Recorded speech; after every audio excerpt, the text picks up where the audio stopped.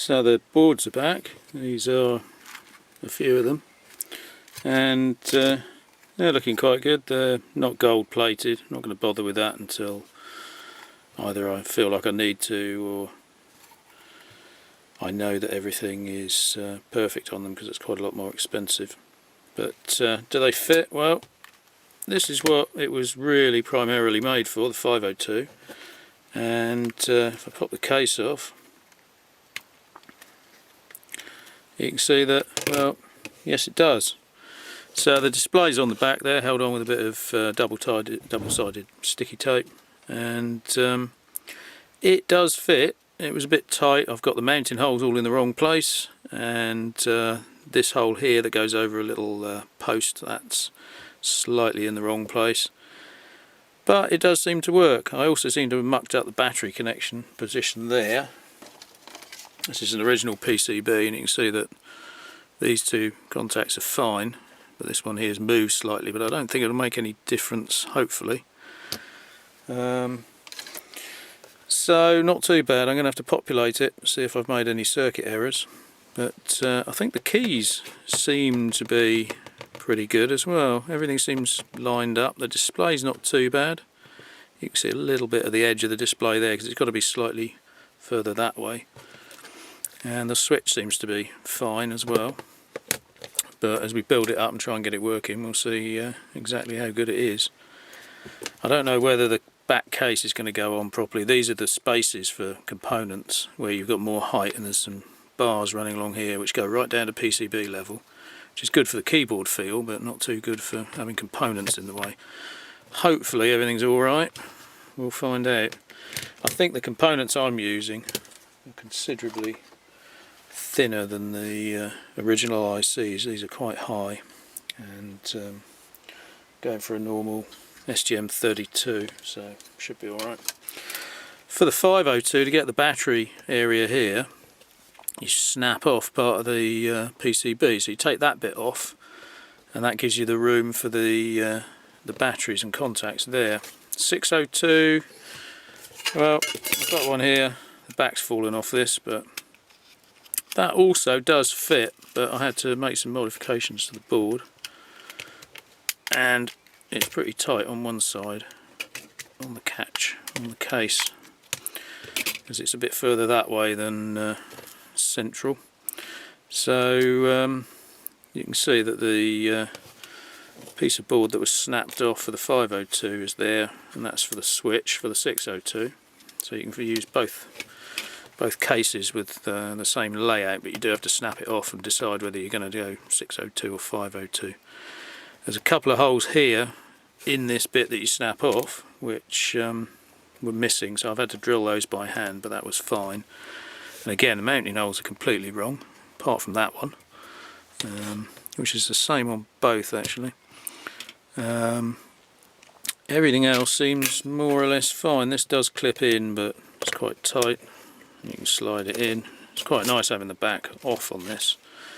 That has to fit in there, and then it slides up, because you can see where the gaps are, but the gaps are different to the 502, so I had to go with one or the other, and I went with the 502. And that's it. And the battery connections, they seem more or less correct as well. So let's get a 602. There's a 602, and everything's pretty much spot on, I think. So this one is soldered onto the square connection here. That's actually a hole in the board. It's not the connection, so you can see they're pretty much spot on. Yeah, so we'll have to see how well it fits. The connector recess there, I've got a lot more stuff going on there, so maybe that'll be completely wrong, but looks okay at the moment, so time to start putting some components on there, I think. So I've populated a PCB. There's a couple of problems with components. I haven't got the right 8 meg crystal. I've only got a large HC package one here, so I can't put the back on, but the back does fit. And I haven't got the surface mount real-time clock. Everything else sort of fine. There's a couple of links needed. One here, I've shorted the switch out because that seems to be a little bit dodgy, so It always is on these calculators anyway, but just at least for debug I've shorted that out, and there's a mistake on the PCB. Don't really know why, it's probably something to do with me not knowing KiCad too well. Those two tracks should be joined and they're not. Other than that, there's another problem here. I don't know, the HV supply for the OLED, that needs 12 volts. Can't seem to switch that on and off at the moment, so I've just wired that on all the time, which isn't really a problem at the moment. Comes off a GPIO through a MOSFET. I don't know why that's not working. I've used that supply circuit before. So if I turn that on, it's running the same code that was on the mock-up, which is on the bit of wood, and that looks quite good actually. It comes out yellow because there's a yellow filter on the front of the 502. The 602 actually has a clear filter, so that will come out white. I think this is a white display, so rather than yellow you get white on there. I don't know how well that would look. I'm concentrating on the 502 because that's what I designed it for. The keys do register as well, so you need to give them a bit of a push, but they do register. 7, what do we have? Go to. And it's the same code as the prototype, so it's all working. Except the mode button doesn't seem to work. That's interesting. I have to check that. Yeah, everything else I've tried, apart from the mode button. Yeah, so the mode button's not working for some reason. Every other key is working. The display's a bit slow, which is a bit unfortunate, but I'll try and sort that out. We should be able to get it going a bit faster than it is at the moment, but I mean it works. So at the moment it's the only display I've managed to find that fits in there, so go with that at the moment. The power's USB, and I've got the ST link plugged in here to the connector. So the connectors are different to the calculator. I've got some GPIOs and I2C bus, the programming connections, which are also GPIOs, and USB for power, and there is a USB to serial connection there. So there is a serial port running on the Arduino IDE over on the computer. But that's sort of working. The SD card I've plugged in, and you can see there's an SD flag. Well, you can't see it too well, but it says SD1, which should do there, which means the SD card seems to have been initialized correctly, so I think that's working. I've got 11.5 volts coming out of the high voltage generator, which does buzz a little bit. That circuit seems to buzz. I don't know if it's that inductor, it must be really. So be nice to quieten that down a bit. There's no real-time clock at the moment, but don't really see any problems with that. That's just I2C. So yeah, that's pretty successful. Got a basis for starting to build the code. This is an STM32F103RE, so I think I've got 256K or 512K of flash on there, which should be enough. I've got the direct connection for the SD card here. Normally I use the adapters, but I found you can actually wire it directly to the processor, and that works fine. The display is SPI. I don't know why it's so slow. There's a lot of dots there, but even so, I mean, there may be a faster library I can use or something. I think it's refreshing the entire screen every time I update anything, so press a button and the whole screen's updated. You can sort of see it update. It's not as fast as I'd like, but hopefully I can find some way of speeding it up.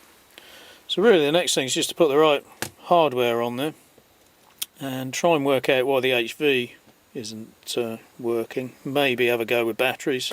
The circuitry's there. I'm not sure I really want to run this off batteries too much. Getting to really dislike batteries.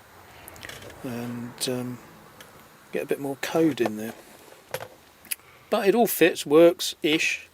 A few problems, but not too many.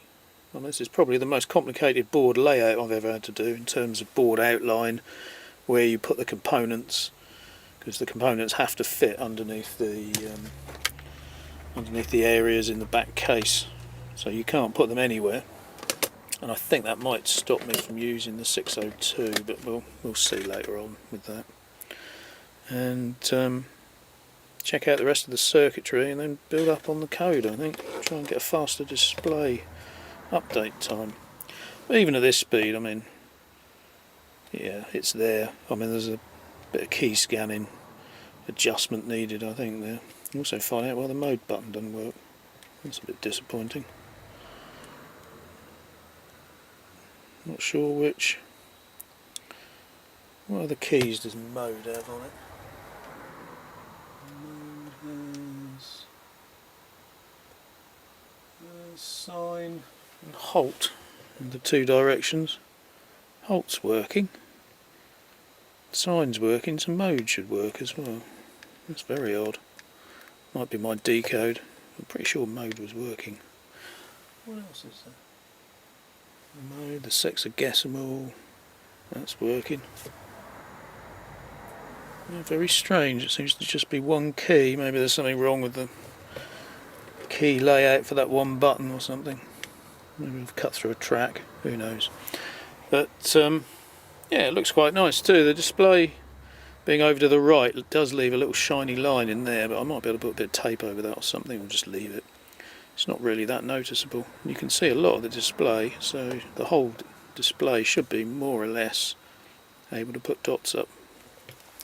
And it's effectively got a backlight you can see in the dark, which you can't do with the original 502, it being LCD.